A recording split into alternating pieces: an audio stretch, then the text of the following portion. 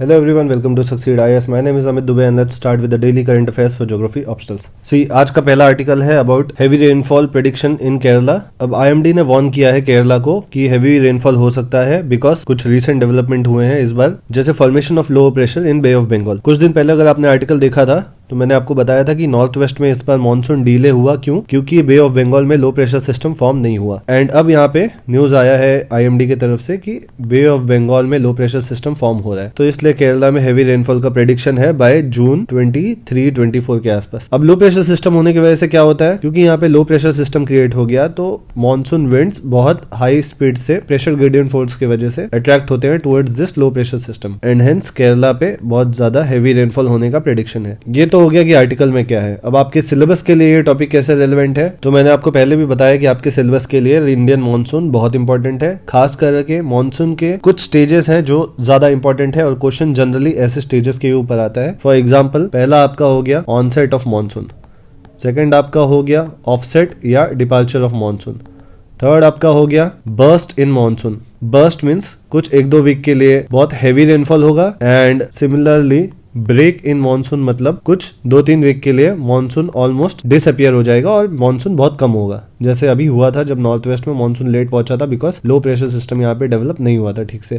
तो ये तो सिर्फ एक फैक्टर है, ऐसे बहुत सारे फैक्टर्स हैं. मैंने आपको बताया था कि नॉर्थ वेस्ट में बारिश क्यों नहीं आई थी जुलाई फर्स्ट वीक में, बिकॉज वेस्टर्न डिस्टर्बेंसेस आके यहाँ पे नॉर्थ वेस्ट इंडिया के पास खड़े हो गए थे. एंड एक और रीजन था कि जो ITCZ पास होता है वो नॉर्थ वेस्ट इंडिया के ऊपर से पास नहीं हो रहा था. हेंस जो मानसून को अट्रैक्ट करता है ये लो प्रेशर तरफ, ये नॉर्थ वेस्ट इंडिया में अट्रैक्ट नहीं हुआ. Now apart from this factors और कौन से फैक्टर्स हैं जो मानसून को अफेक्ट करते हैं, तो एक है El Nino, second La Nino, and ये सब आपको डिटेल में तैयार करना है जो भी मैं यहाँ पे फैक्टर्स बता रहा हूँ. इंडियन ओशन डाइपोल, इसमें पॉजिटिव और नेगेटिव इंडियन ओशन डाइपोल होते हैं. ये अरेबियन सी और बे ऑफ बंगाल में फ्लक्चुएशन होते हैं. सिमिलरली एक और इम्पोर्टेंट फैक्टर, ये आप मैकेनिज्म में भी पढ़ेंगे तिब्बत प्लेटो का कि मानसून पे क्या इम्पैक्ट होता है. तो ये इतने फैक्टर्स आपको एग्जाम में मैकेनिज्म ऑफ मानसून के वो जो 4 मैंने बताए थे, onset, offset, break and bust, ये अगर आप कर लेंगे तो आपको मानसून का टॉपिक कंप्लीट है एंड फिर आपको मानसून का टेंशन लेने का जरूरत नहीं है. नाउ इसके बाद सेकंड आर्टिकल, अच्छा सॉरी, इसमें कुछ मैप मार्किंग लोकेशंस भी हैं, जैसे आपका मल्लपुजा डैम. यहाँ पे हैवी मानसून के वजह से चांसेस हैं कि ये डैम में पानी ओवरफ्लो हो सकता है एंड फ्लड आ सकता है. इसीलिए केरला तैयारी कर रहा है कि वो अपना हाइडल पावर प्रोडक्शन थोड़ा यहाँ पे कैपेसिटी बढ़ाएंगे ताकि फ्लड जैसा सिचुएशन यहाँ पे क्रिएट ना हो. तो आपका ये मल्लपुजा डैम मैप मार्किंग के लिए इम्पोर्टेंट है.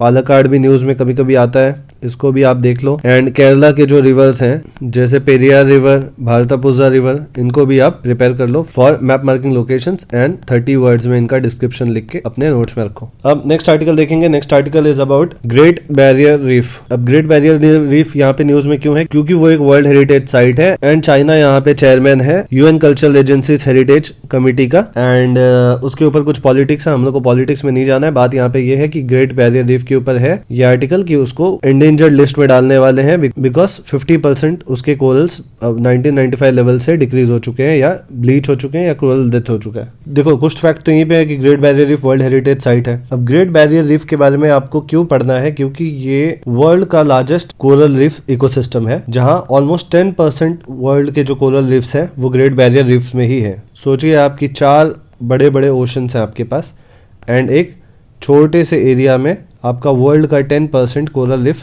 सिर्फ इतने से एरिया में. तो ये कितना इंपॉर्टेंट है. एंड क्योंकि ये बहुत इंपॉर्टेंट है तो आपको अपने जब आप कभी भी कोरल रीफ के ऊपर या ग्रेट बैरियर रीफ के ऊपर आंसर लिख रहे होंगे आपको ये सब फैक्ट्स मेंशन करना है. अब यहाँ पे 24-240 किलोमीटर्स क्या है. सी, ग्रेट बैरियर जो रीफ है ये अपने नॉर्थ में इसका विड्थ कम है, दैट इज अराउंड 24 या बोल लो आप 60 किलोमीटर्स के अराउंड इसका विड्थ है. एंड यहाँ पे सदर्न पार्ट में इसका विड्थ है अराउंड 240 या 250 किलोमीटर्स. यू कैन राइट, कभी भी अराउंड लिखना है आपको जब आप फैक्ट्स लिखते हो, जब आप क्लियर नहीं हो. और एक्चुअली वो क्लियर का बात नहीं है क्योंकि ये विड्थ देखो वेरी हो रहा है तो कुछ एक पर्टिकुलर फिगर आप नहीं लिख सकते, इसलिए आपको लिखना है around 250 kilometres in the south. ये विड्थ का आपको फैक्ट लिखना है. तो ये हो गया आपका विड्थ.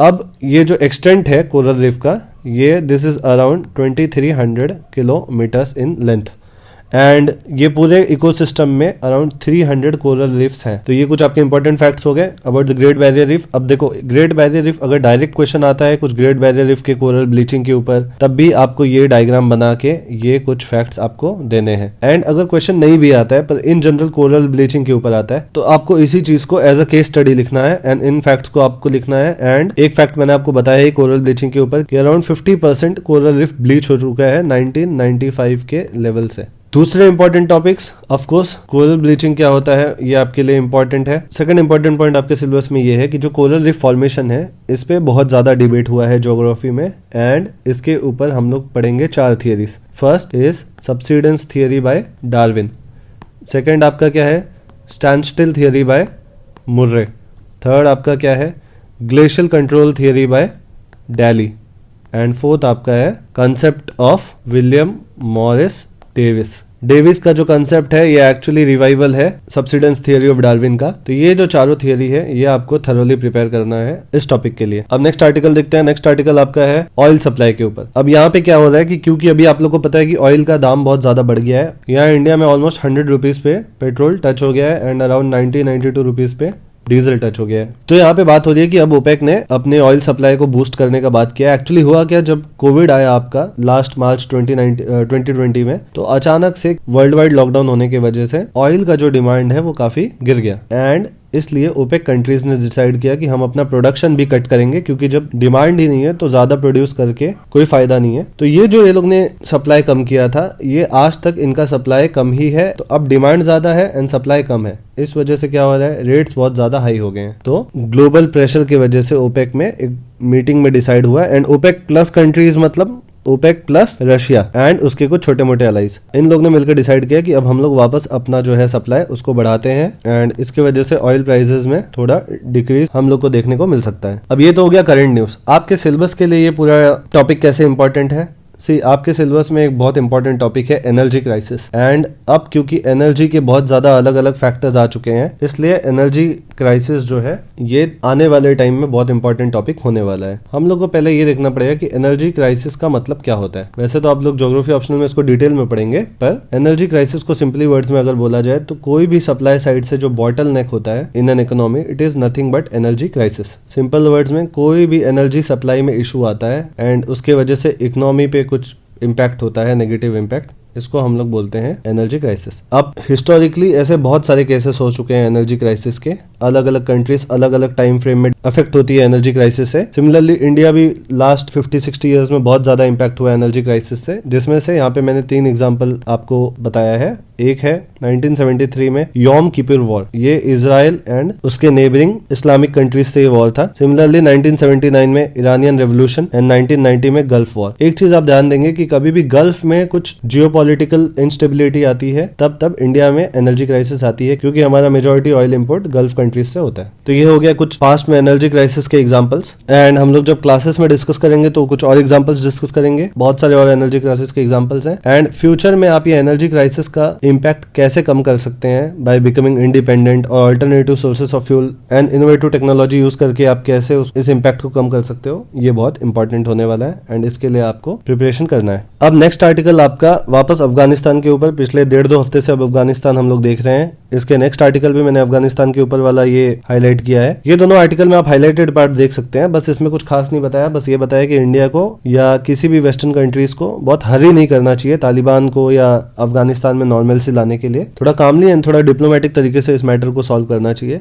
यहाँ पे ये बताया है कि फिलहाल ब्रिटेन और रशिया जैसे कुछ कंट्रीज बहुत ही हरीडली जा रहे हैं डिप्लोमेटिक सॉल्यूशन निकालने, वो तालिबान से बात करने जा रहे हैं फिलहाल कि आगे कैसे आपका अप्रोच होना चाहिए। तो यहाँ पे ऑथर का बोलना है कि हम लोग को थोड़ा डिप्लोमेटिकली साउंड और थोड़ा टाइम लेके काम करना चाहिए। एंड एस जयशंकर का क्या बोलना है कि 1996 से 2001 तक अफगानिस्तान में तालिबान का रेजिम था। ये 5 साल अफगानिस्तान का वर्स्ट था in terms of growth and development and in terms of regional stability and peace. तो इसीलिए एस जयशंकर ने बोला था कि Afghanistan future can not be its past, उसका जो फ्यूचर है वो उसका पास्ट नहीं हो सकता, इसलिए हम लोग को इस बार कुछ कॉन्क्रीट सॉल्यूशन निकालना पड़ेगा अफगानिस्तान के लिए एंड पूरे southern Asian and central Asian region के लिए, क्योंकि अफगानिस्तान जो है इसका boundary central Asian countries and south Asian countries जैसे पाकिस्तान, यहाँ पे इंडिया, इनसे है, इसलिए ये पूरा रीजन अफेक्ट होगा इससे, एंड हेंस हम लोग को कुछ पीसफुल सॉल्यूशन वेयर डायलॉग निकालना पड़ेगा। सिमिलरली इस आर्टिकल में भी वही बोला गया है कि कैसे इंडिया का पीस एंड स्टेबिलिटी डिस्टर्ब हो सकता है अफगानिस्तान के वजह से, क्योंकि तालिबान का जो कॉन्टैक्ट्स है वो अलकायदा, लश्कर तैयबा, जौश मोहम्मद, इंडियन मुजाहिदीन, ये सारे टेररिस्ट ग्रुप्स अफगानिस्तान के सब साथ मिलकर इंडिया में टेररिज्म को बढ़ाने वाले हैं एंड इंडिया का पीस एंड स्टेबिलिटी को डिस्टर्ब करने वाले हैं। एंड आपको कुछ फैक्ट्स, इंपॉर्टेंट फैक्ट्स पता होना चाहिए, जैसे 85% area of Afghanistan is now under the control of Taliban, ऐसे तालिबान का क्लेम है एंड ये क्लेम 90% राइट है। सिमिलरली जो इंडिया का जितना भी एड था अफगानिस्तान में पिछले 2 डेकेड में, जैसे सलमा डैम, इसको हम लोग इंडिया अफगानिस्तान फ्रेंडशिप डैम भी बोलते हैं, अफगानिस्तान पार्लियामेंट, अफगानिस्तान में बहुत सारे highways, roadways, railways and educational institutes, जितना भी इंडिया ने वहाँ पे डेवलपमेंट के काम किए हैं, ऑलमोस्ट सब तालिबान अब अपने कंट्रोल में ले चुका है। फॉर एग्जाम्पल सलमा डैम इनके कंट्रोल में जा चुका है एंड काबुल पे भी अब इनका नेक्स्ट फोकस है। अगर काबुल इनके कंट्रोल में आ जाता है तो ऑफकोर्स अफगान पार्लियामेंट में इनके कंट्रोल में आ जाएगा। तो यही जयशंकर का बोलना है कि जो लास्ट 2 डेकेड में जितना भी ह्यूमैनिटेरियन एफर्ट्स बाकी कंट्रीज ने किए हैं वो पूरा वेस्ट ना जाए, इसलिए कुछ डिप्लोमेटिकली साउंड सॉल्यूशन निकालना जरूरी है। अब नेक्स्ट आर्टिकल आपका एयर क्वालिटी के ऊपर है, ये स्पेसिफिकली एनसीआर के ऊपर है एंड जो मॉनसून सेशन है उसमें ये बिल टेबल करने वाली है पार्लियामेंट। यहाँ पे न्यूज इतना खास नहीं है क्योंकि अब जब बिल टेबल हो जाएगा तो वैसे ही हम लोग उसको डिटेल में पढ़ेंगे। अभी बस इतना है आपको बोलने के लिए कि स्टबल बर्निंग के लिए गवर्नमेंट ने पहले जो ऑर्डिनेंसेस निकाले थे उसमें इम्प्रिजनमेंट का एक पनिशमेंट था, तो अब फार्मर्स ने उसके लिए प्रोटेस्ट किया एंड फार्मर्स के साथ डिस्कशन के बाद इम्प्रिजनमेंट अब यहाँ पे हट गया कि ये बहुत सीवियर हो गया, आप स्टबल बर्निंग के लिए इम्प्रिजन नहीं कर सकते। तो यहाँ पे ये लोग ने इम्प्रिजनमेंट हटा दिया है, उसके जगह पे कुछ स्ट्रिंजेंट फाइन्स गवर्नमेंट लेके आ रही है एंड अभी उस एग्जैक्ट कितना फाइन होगा वो फिगर अभी गवर्नमेंट डिसाइड कर रही है। एंड एक यहाँ पे इंपॉर्टेंट न्यूज क्या है कि जो environment pollution control and protection authority जो था, ये अथॉरिटी गवर्नमेंट बोल रही है कि ऑलमोस्ट अब इनइफेक्टिव हो चुकी है एंड हेंस हम नया बॉडी लेके आ रहे हैं जो डायरेक्शंस इशू करेंगे, कंप्लेंट्स में ध्यान देंगे, इंडस्ट्रीज को मॉनिटर करेंगे, फैक्ट्रीज को मॉनिटर करेंगे जो बहुत ज्यादा पॉल्यूशन क्रिएट करते हैं। एक तरीके से ये एक रेगुलेटरी अथॉरिटी आने वाली है जो पूरे एयर पॉल्यूशन के मैटर को रेगुलेट करेगी एनसीआर में। अब यूपीएससी ने एक पहले ही जीएस में क्वेश्चन पूछ लिया है कि दिल्ली में ही एनसीआर में ही ज्यादा पॉल्यूशन क्यों है विंटर के टाइम्स में as compare to other metro cities like Mumbai, Bangalore, Chennai. तो इसके कुछ पॉइंट्स मैं आपको यहाँ पे हाईलाइट बता देता हूँ। ज्योग्राफिकल फैक्टर्स क्या है, टेम्परेचर इन्वर्जन दिल्ली में, अगर आपने टेम्परेचर इन्वर्जन पढ़ा है तो ग्राउंड इन्वर्जन जो है, टेम्परेचर इन्वर्जन के 4 टाइप्स हैं। तो जो आपका ग्राउंड इन्वर्जन है वो दिल्ली में पॉल्यूशन का एक इंपॉर्टेंट रीजन है। एक और रीजन दिल्ली का लैंडलॉक्ड होना, एक और रीजन जो दिल्ली के आसपास पूरा एग्रीकल्चरल एरिया है उसमें एक ही साथ विंटर में स्टबल बर्निंग की वजह से दिल्ली जो है ये बहुत ज्यादा इम्पैक्ट होता है। जैसे यूपी हो गया, आपका हरियाणा हो गया, इधर राजस्थान हो गया, यहाँ पंजाब हो गया, ये सब कुछ फैक्टर्स है। बाकी फैक्टर्स को भी हम डिटेल में देखेंगे। यूपीएससी पहले ही क्वेश्चन पूछ चुका है, अब इसको कुछ डिफरेंट तरीके से वो वापस पूछ सकता है। एंड ये आर्टिकल आपका टूरिज्म के ऊपर है, इसमें ये बताया गया है कि कैसे रिलीजियस प्लेस का सैनिटी जो है उसको डिस्टर्ब कर रहे हैं टूरिस्ट, कैसे वहाँ पे हुक्का पी रहे हैं टूरिस्ट गंगा के घाट्स पे, अल्कोहल कंजम्पशन हो रहा है वहाँ पे। तो ये सब यहाँ पे चल रहा है। हम लोग के लिए इंपॉर्टेंट क्या है, यहाँ पे मैप मार्किंग लोकेशंस के बहुत इंपॉर्टेंट लोकेशंस यहाँ पे इस आज न्यूज में है, जैसे हर की पौड़ी घाट, हरिद्वार, ऋषिकेश एंड रिवर गंगा। तो ऑफ कोर्स गंगा रिवर उसके जितने ट्रिब्यूटरीज हैं, ब्रह्मपुत्र रिवर उसके जितने ट्रिब्यूटरीज हैं, यमुना रिवर एंड उसके जितने ट्रिब्यूटरीज हैं, बैराक रिवर एंड उसके जितने ट्रिब्यूटरीज हैं। सिमिलरली जो भी मेजर रिवर्स है आपका, Krishna, Godavari, Kaveri, Periyar river, Pamba river, Bharathapuzha river, Narmada, Tapi, Sabarmati, Mahi, Indus river and इसके tributaries. Similarly Baitarani river, Brahmani river, Suvarna Rekha, Indravati river, Mandovi river, ऐसे जितने भी इंडिया के इंपॉर्टेंट रिवर बेसिन्स हैं इनको डिटेल में पढ़ो एंड इन रिवर्स पे जितने भी वाटरफॉल्स हैं इनको एक साथ डिस्कस कर लो। ये रिवर्स कहाँ कहाँ पे गॉर्ज बना रही हैं, ये इंपॉर्टेंट लोकेशंस, कौन से एंटीसीडेंट रिवर्स हैं। किसी भी टॉपिक को आपको स्मार्टली ऐसे तैयार करना है, उसका पूरा आगे पीछे जितना, ऐसे ही आपका जब आप इंटरव्यू स्टेज में आएंगे तो आपको पता चलेगा कि इंटरव्यू की प्रिपरेशन कैसे होती है। ऐसे ही इंटरव्यू में क्वेश्चंस निकलते हैं, एक क्वेश्चन से दूसरा क्वेश्चन कैसे रिलेटेड होता है आपके बैकग्राउंड से, उसका आपको प्रिपरेशन का टेक्निक मैं यहाँ पे आपको मेंस में ही बता रहा हूँ। अगर आप मेंस में ही ये फॉलो करते जाएंगे, शायद ही कोई टॉपिक होगा जो आपको लगेगा ये आउट ऑफ सिलेबस है। तो कैसे किस तरीके से अपने सिलेबस को स्टिक करके रहती है, अगर आप इस टेक्निक से पढ़ेंगे तो आपको समझेगा। इसीलिए नेक्स्ट टाइम आप किसी के भी मुंह से सुनते हैं कि इस पर्टिकुलर ईयर में बहुत क्वेश्चन अजीब आए थे, बहुत बाहर से आए थे, तो आप इस तरीके से सोचोगे तो आपको पता चलेगा कि नहीं, क्वेश्चन सिलेबस से रिलेटेड था। बस ये है कि आपका पर्सपेक्टिव उतना अभी डेवलप नहीं हुआ है कि आपको समझे कि ये कैसे सिलेबस से रिलेटेड है। एंड ये लास्ट आर्टिकल था, पर मैं आपको एक चीज बताना भूल गया जब कोरल रिफ्स बता रहा था। जब आपको कोरल रिफ फॉर्मेशन के मैंने थियरी बताए थे कि आपको ये 4 थियरी पढ़ने हैं, जैसे subsidence theory by Darwin, standstill theory by Murray, glacial control theory by Daly and concept of William Morris Davis. इसके साथ ही आपको fringing reef, barrier reef and atolls के बारे में भी पढ़ना है डिटेल में। ये एक अलग से भी क्वेश्चन पूछ सकता है, जैसे फॉर एग्जांपल ये आपका सी लेवल है एंड ये आपका एक अंडर सी प्लेटफॉर्म है या रिज है, आप जो भी बोल लो इसको। तो ये होता है आपका फ्रिंजिंग रिफ। इसका बारे में हम लोग डिटेल में देखेंगे कि ये फॉर्मेशन कैसे होता है एंड ये जो फॉर्मेशन ऑफ कोरल रिफ के जितने भी थियरीज थे उसमें ये सब के बारे में डिटेल में बात हो रहा है। ये है आपका बैरियर रिफ